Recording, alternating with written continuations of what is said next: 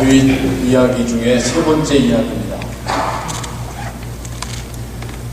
이 이야기 여러분 한 번쯤은 들어보신 이야기죠? 세네 분만 고개 끄덕이셔가지고 들으신 건지. 예. 어려운 이야기. 무슨 말이냐면 이해하기 어려운 이야기입니다. 해석하기 어려운 이야기예요. 왜 그러냐면 왜 하나님이 그러셨지? 라고 의문이 품을 수 있는 부분들이 많습니다. 학자들도, 구약학자들도 이 이야기를 가지고 많이 고심을 합니다. 기존에 우리가 알고 있던 성경의 해석은 이런 상황이죠. 어느 날 하나님께서 다윗의 마음에 뭔가 자극을 주셨어요. 성경만 그냥 한글 성경만 놓고 보면 잘 이해가 안 되는데, 그러더니 다윗이 군대 장관을 시켜가지고 우리나라에 사람이 몇 명 있는지를 한번 세어봐라. 근데 정확한 의미는 전쟁에 나갈 수 있는 인원이 몇 명인지 파악해라 라고 명령을 내립니다. 그리고 나서 다윗이 아차 내가 이거 잘못한 거구나. 하나님 앞에 회개를 해요. 근데 하나님은 선지자, 선견자, 갓을 보내셔서 하시는 말씀이 세 가지 옵션이 있으니까 세 개 중에 하나 골라. 세 개 다 좋은 게 하나도 없어요. 7년 동안 이스라엘 땅에 기근이 드는.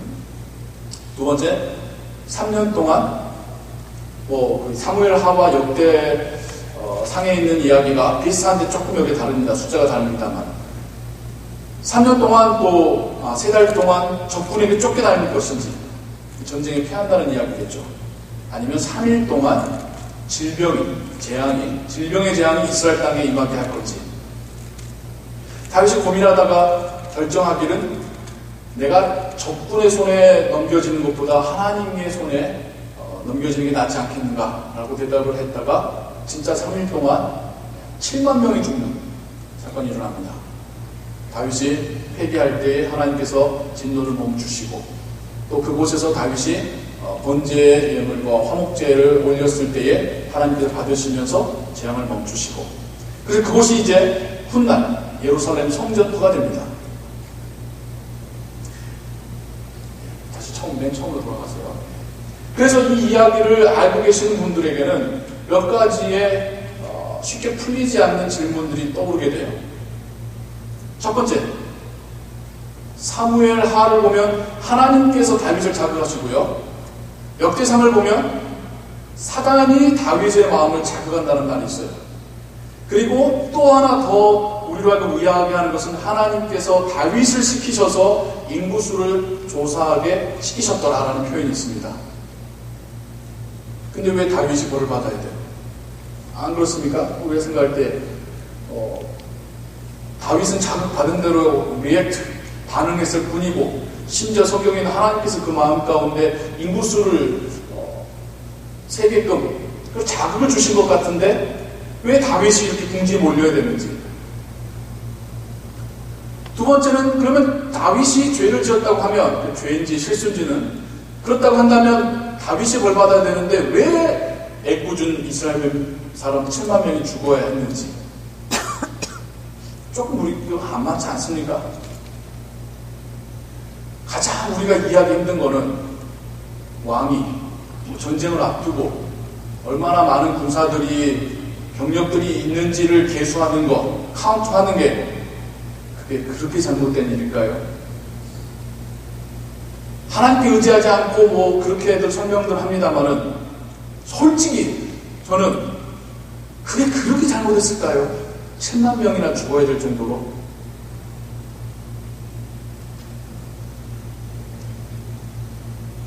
다시 한번 성경을 읽고 다시 한번 하나님께서 다윗이라는 인물을 통해서 우리에게 무엇을 말씀하시려는지 묵상할 때에 조금 다른 그림이 보이기 시작했습니다. 오해 마세요. 아니 저 목사 성경에서 엉뚱하게 하려고 하는구나. 그게 아니라 성경학자들의 또 그 연구의 결과들을 토대로 기존의 전통적인 해석이 굉장히 인간의 행위에 대한 행위 가지고 이야기했던 그런 해석에서 하나님의 메시지가 무엇인가? 하나님이 도대체 이 사건을 통해 뭘 말씀하시려는가? 라고 하는 관점으로 성경을 볼 때에 다른 그림이 보이기 시작하더라는 거죠. 오늘 우리가 읽었던 성경 본문의 가장 첫 이야기의 시작에 이런 말이 나옵니다. 다시, again, the anger of the Lord burned against Israel. 또다시 하나님의 진노가 이스라엘을 향하여서 타오르기 시작하시더라. 원인을 정확히 알 수 없습니다만 다윗이 아니라 이스라엘 민족 전체가 하나님의 진노를 촉발시키고 있었다는 거예요. 짐작하자면 우상 숭배의 문제였겠죠. 성경의 스토리를 보건대 하나님의 백성이 하나님을 그렇게 마음 아프게 하고 진노를 유발시켰던 대부분의 이야기들은 우상 숭배와 관련됐으니까요. 물론 다윗도 그 중에 한 명이죠. 다윗도 또한 왕으로서의 책임이 없지는 않겠죠. 그러나 보자면 또다시 이스라엘 민족이 하나님 앞에 죄를 짓고 하나님의 진노를 일으키더라라고 하는 말씀인 거죠. 그리고 하나님은 그 징계의 수단으로 전쟁을 일으키십니다. 이스라엘 역사 속에서 이거는 일반적인 패턴이죠. 그 상황 속에서 왕으로서 다윗의 마음 가운데 일어났던 첫 번째 생각은 전쟁 준비해야겠구나. 우리는 얼마나 싸울 수 있는 사람이 있는가 보자. 자연스러운 생각이에요. 물론 하나님을 먼저 찾지 않고 하나님께 그 이유를 묻지 않았던 것은 분명 그의 실수입니다. 다윗이 이 상황을 돌아가는 상황을 보건대 뭔가 잘못됐다는 걸 깨달은 것 같습니다. 숫자를 카운트한 것만의 문제가 아니라 진짜 문제는 전쟁이 아니라는 것을 깨달은 것 같아요. 하나님 앞에 회개하고 하나님 앞에 먼저 엎드리게 됩니다. 이스라엘 사람의 한 사람으로서 뿐만 아니라 리더로서, 왕으로서 하나님 앞에 회개합니다. 하나님은 세 가지의 선택지를 주시죠. 하나님께서 이스라엘 민족 가운데 벌하시겠노라 결심하셨던, 하나님의 공의를 세우시겠노라 결심하셨던 그 공의를 따라서 세 가지 옵션을 주십니다. 무엇 하나 좋아 보이는 게 없어요. 다 힘든 거죠. 그래도 다윗은 적군의 손이 아닌, 다른 민족의 손이 아닌 차라리 하나님의 손에 맡겨지는 것이 하나님의 자비를 얻을 수 있는 길이겠거니 생각합니다. 그래서 하나님의 손에 고통받는 것을 택하죠. 근데 그 일이 쉽지 않았던 거예요. 3일 만에 7만 명의 사람들이 죽습니다. 다윗의 죄 때문이 아니라 이스라엘의 죄 때문입니다. 다윗은 백성들에게 임하는 그 재앙을 보면서 하나님 앞에 차라리 저 재앙이 저와 저의 가문에 내리게 하옵소서, 백성들을 용서하옵소서, 리더로서, 왕으로서 하나님 앞에 기도하며 엎드리고 있습니다. 말로만이 아니라 자기의 모든 것을 걸고 하나님께서 이 재앙 내리심을 멈춰주시기를 간구하고 있습니다. 그 예전 출애굽 시기에 하나님께서 모세 한 사람만 살리고 다 죽이겠다 말씀하셨을 때에 모세가 차라리 나를 죽이십시오라고 하면서 하나님의 재앙을 멈추게 하셨던 그 리더로서, 그 중보자로서의 모습을 하나님 지금 다윗에게서 보고 계시는 것이죠. 하나님의 진노가 그 모습을 보면서 가라앉기 시작합니다. 하나님께서 우리에게 보여주고 싶으신 모습은 바로 이 모습이겠죠. 한 사람의 중보자가, 한 사람의 리더가 자기의 생명을 걸고 하나님 앞에 엎드릴 때에 그 모습을 보면서 하나님께서 많은 백성을 용서하시는, 이게 메시아를 통한 구원의 메커니즘입니다. 하나님은 다윗 한 사람만으로 우리에게 말씀하시려는 게 아니라 그 사건을 통해서 수많은 백성들이 지은 죄를 한 사람의 리더가, 한 사람의 왕이 대신 생명을 바침으로 용서받게 되는 구원의 이야기를 지금 다윗의 스토리에 담아서 우리에게 말씀하고 계시는 것입니다. 다윗은 자신의 생명은 아니었습니다마는 생명을 태워 죽이고 하나님께 드리는 번제와 화목 제사를 통해 하나님께 나아갔으며 하나님은 그 제사를 받아주시고 그 마음을, 그 진노를 멈춰주셨습니다. 그 제사를 받으셨다는 것 자체가 하나님과 이스라엘 민족의 관계가 다시 회복되어졌다라는 의미일 것이죠. 하나님께서 받으신 그 제사의 그 자리를 다윗은 이곳이 바로 하나님께 제사드릴 곳이구나, 훗날 세울 성전의 터로 삼게 됩니다. 그리고 그 스토리 가운데 담겨져 있는 그 메시아의 이야기처럼 예수 그리스도가 죽음을 당하신 언덕이 바로 그곳에 있습니다. 한 사람의 헌신과 결단이 만들어낸 구원의 이야기고 아름다운 결과입니다. 이 사건은 예수 그리스도가 우리를 대신하여 죽으실 것을 또한 말씀하시는 사건입니다. 백성의 죄를 왕이 대신 진다라는 것, 이게 메시아의 이야기에 담겨져 있는 하나님의 메시지입니다. 마태복음 1장에 예수라는 이름의 의미를 그렇게 말하고 있죠. 저가 자기 백성의 죄를 담당하느니라. 동일한 이야기가, 동일한 원리가 우리에게 적용이 됩니다. 우리를 살리는 것은, 우리가 살 수 있는 것은, 우리의 죄가 용서받을 수 있는 것은 우리 한 분뿐인 왕, 주인 예수 그리스도의 죽음 때문입니다. 죄는 우리가 지었지만 주님의 희생으로 우리가 용서받게 되었습니다. 주님께서 자신의 몸을 제물 삼아 제사를 드렸기 때문에 우리와 하나님의 관계가 회복되어지게 될 것입니다. 그리고 이제 우리에게 다른 사람들을 위한 결단과 희생을 바라고 계십니다. 우리의 작은 희생이 많은 그리고 귀한 열매를 맺게 될 것입니다. 희생 없이 열매가 맺혀질 수 없지요. 한 알의 씨앗이 심겨지고 썩어져야 수많은 열매를 맺을 수 있습니다. 그리고 그 열매가 또다시 씨앗이 되어 땅에 심겨지고 썩어져야 그 다음 세대의 열매를 맺을 수가 있습니다. 우리는 우리 앞 세대의 헌신과 섬김으로 맺혀진 열매들입니다. 그리고 이제 우리가 다시 헌신과 결단으로 희생할 때에, 섬길 때에 우리 다음 세대의 열매들이 맺혀지게 될 것입니다. 더불어서 우리는 리더의 역할을 이곳에서 또 보게 되죠. 리더의 역할은 책임지는 겁니다. 희생하는 겁니다. 권력을 가지고 지시하는 것이 아니라, 그 권력 위에서 누리는 것이 아니라 백성 전체의 죄를 지고 자신의 목숨을 내놓는 그런 결단이 리더에게 필요한 것이죠. 희생을 두려워한다면, 책임지기를 피한다면 리더가 될 수 없습니다. 리더가 먼저 희생하지 않는다면 그 어떤 팔로우도 나오지 않을 겁니다. 나와도 똑같이 희생하지 않는 팔로우들만 나올 것입니다. 우리의 현실은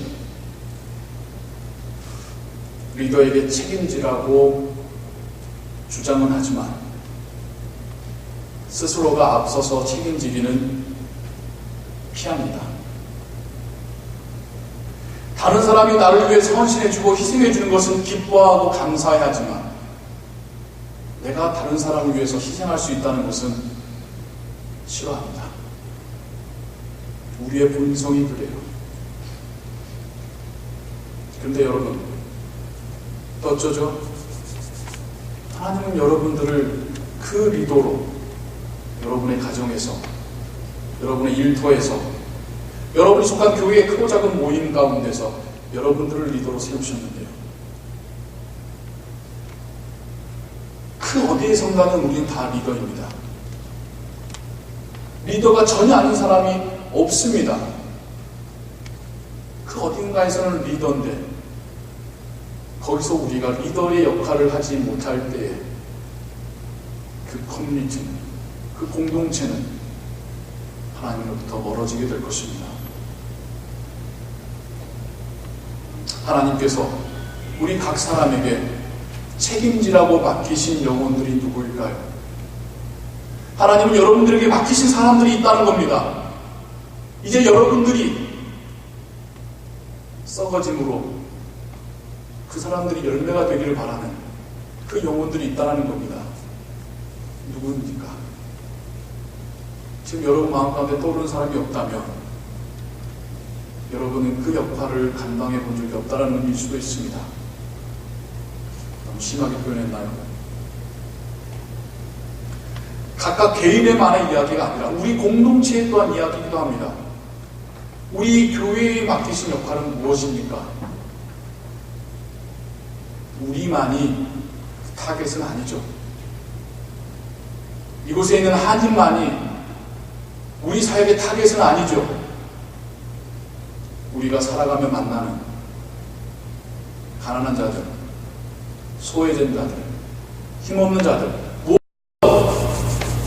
복음을 아직 듣지 못한 자들, 그들이 우리가 섬겨야 되고 또한 우리가 희생해야 될 대상 아닐까요?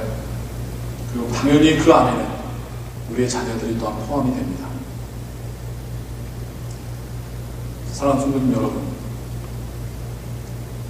다윗의 헌신적인 결단으로 이스라엘을 살릴 수 있었습니다.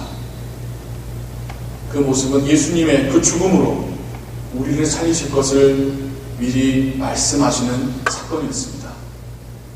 이제 예수님이 제자들에게, 그리고 성령은 우리에게 우리가 희생하고 우리가 책임지고 우리가 섬길 때에 또 다른 열매가 맺혀질 거라 말씀하십니다.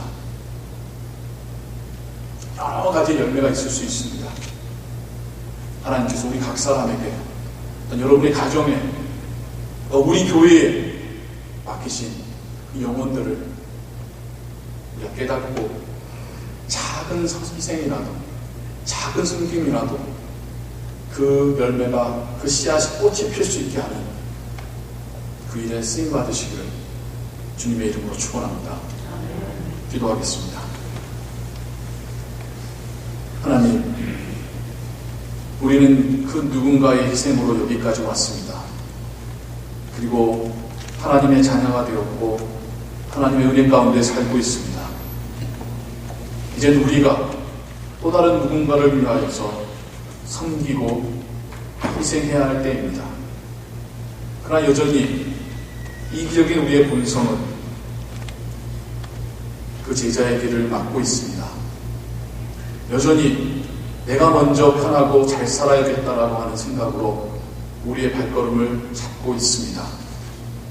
하나님, 우리가 왜 아직 살아있는지, 우리의 삶의 의미가 무엇인지 하나님 안에서 발견할 수 있도록 도와주옵소서.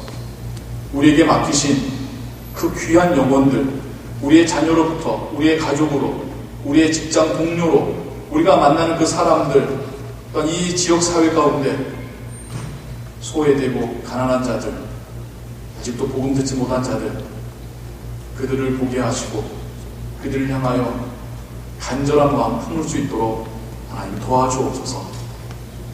하나님, 이번 주 우리의 자녀들로 구성된 선교팀이 멕시칸 파머들의 자녀들을 만나러 갑니다.